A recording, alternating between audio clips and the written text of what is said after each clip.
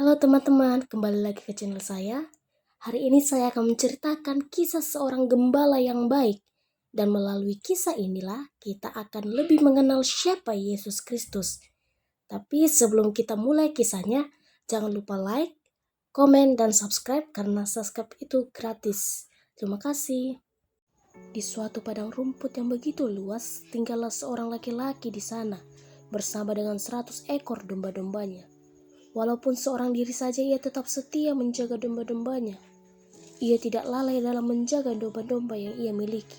Bahkan ia mengenal seluruh domba yang ia miliki.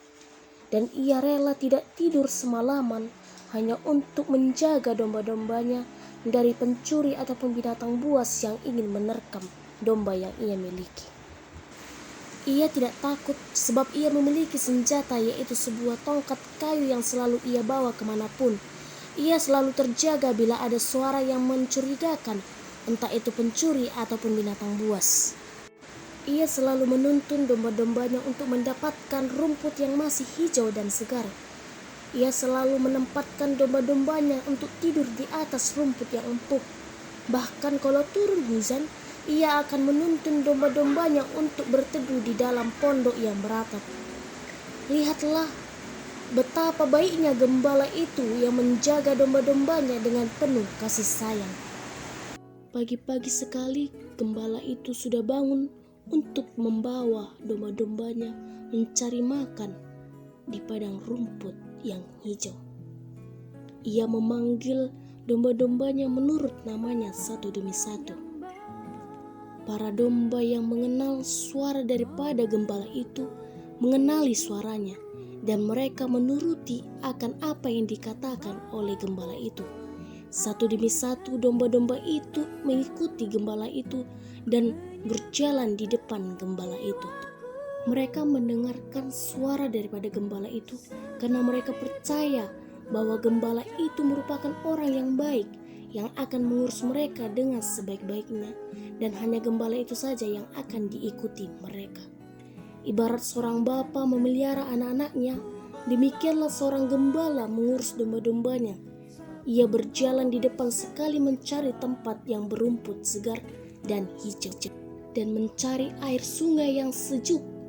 Ia membuat jalan di tengah-tengah bongkahan batu yang kasar dan tajam. Bila matahari sudah tinggi di langit, ia mencari tempat yang teduh dan aman. Jika domba-dombanya mengalami luka, maka luka domba-dombanya dicuci supaya bersih, lalu dibalut. Bila ada anak domba yang terlalu lelah dan tak dapat maju lagi, ia menggendongnya. Alangkah enaknya domba itu melepaskan lelahnya di tangan yang amat kuat itu. Setiap harinya, gembala itu mengikuti kawanan domba itu. Ia tak pernah lengah. Bila ada yang terlalu jauh berjalan dari kawan-kawannya, ia akan melemparkan batu kecil ke dekat domba yang menyimpang itu. Dengan demikian, domba yang menyimpang itu akan mengerti bahwa ia harus kembali dan tak boleh jauh-jauh. Bila ada anjing hutan atau serigala maupun binatang buas lainnya menyerang domba-domba itu, maka ia akan melawan binatang buas itu. Tidak dipikirkannya dirinya sendiri, asalkan domba-domba yang ia miliki itu selamat. Begitulah sikap seorang gembala yang setia. Menjelang malam, digiringnyalah kawanan domba itu kembali ke kandang. Ia berdiri di pintu dan menghitung satu demi satu domba-domba yang melewati dirinya di depan pintu itu. Dan bila kurang satu dari antara domba-domba itu, maka ia akan lekas langsung mencari domba yang hilang itu. Dan sesudah semuanya tidur aman di dalam kandang itu, barulah ia melepaskan lelahnya.